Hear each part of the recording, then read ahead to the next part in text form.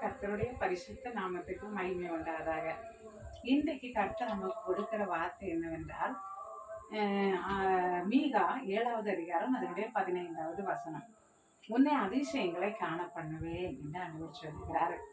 என் வாழ்க்கையில எந்த ஒரு காரியமே நடக்கல, எல்லா காரியமும் எனக்கு தடைபடுகிறது, எல்லா வழிகளும் எனக்கு அடைச்சு போயிருக்குது அப்படின்னு நினைக்கிறீங்களா என்னுடைய பிள்ளைகளை? ஆனா ஏசப்பா சொல்ல ஒரு அதிசயத்தை காண செய்ய போறேன். ஒரு அதிசயம் உங்க வாழ்க்கையில நடக்க போகுது. திருமண தடைகள் இருக்கிறதா? அந்த திருமண தடையை மாற்றி கர்த்தர் உங்களுக்கு அதை வாய்ப்பு பண்ண போகிறார். நிறைய பண தேவைகளோடு இருக்கீங்களா? அந்த பண தேவை ஆண்டவர் சந்திக்க போகிறாரு.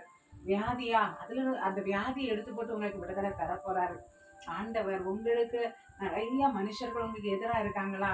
அவங்க உங்கள்கிட்ட சமாதானமாகும்படி வரப்போறாங்க.